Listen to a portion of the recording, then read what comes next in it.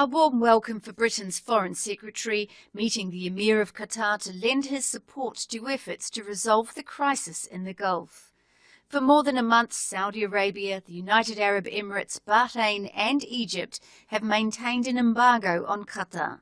Boris Johnson says he believes the dispute can be resolved and backed Kuwait in its efforts to mediate the crisis.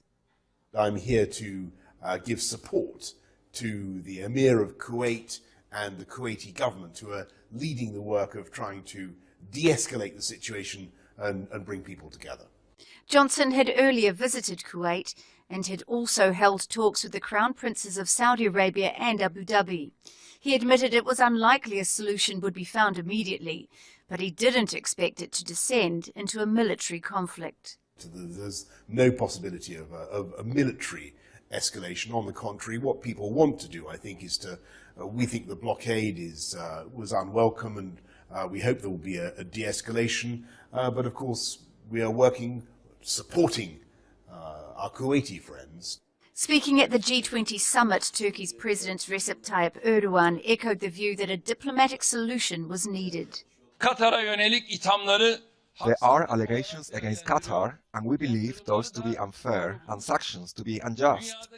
Just like all countries in the world, the sovereignty of Qatar must be respected.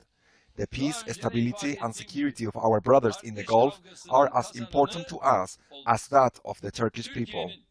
Countries who have weight in the region should work towards a reasonable solution.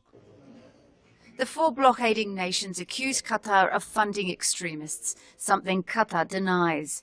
Their demands include Qatar curbing ties with Iran, shutting down Al Jazeera, and closing a Turkish military base in Qatar. Qatar has rejected those demands, but says it's willing to negotiate. On Friday, Saudi Arabia, the UAE, Bahrain and Egypt said they'll now take all necessary measures as and when they see fit. As yet, there is no indication of what that might mean. The US Secretary of State Rex Tillerson is due to visit Kuwait on Monday.